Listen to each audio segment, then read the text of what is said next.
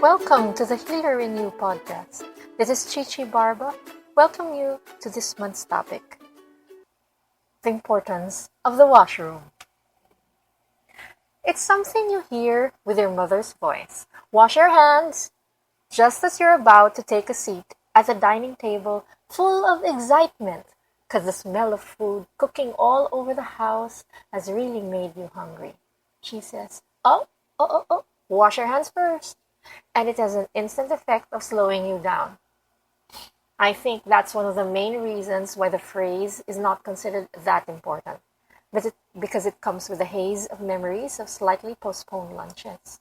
I, on the other hand, would like to elevate the status of the wash your hands statement to one of medical importance, as in your health depends on it. People, they don't really realize that the culprit behind a bump stomach or stomach cramps, a sudden fever, or an achy sore throat is because you didn't remember to wash your hands and wash it well. Think back to the many times you had that aching tummy and blamed the popcorn, but didn't think about whether your hands were clean when you were eating. Or what about that time you came home with a sore throat after spending time with friends, thinking you must have caught a cold from one of them, failing to remember that you freely munched on large fries with the same hands that you used to hold money that paid for it?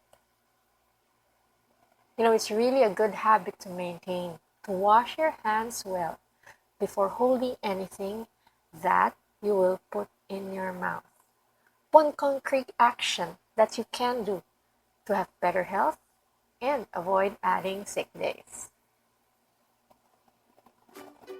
Thank you very much for listening to the Healer in You podcast. This is Chichi Barba.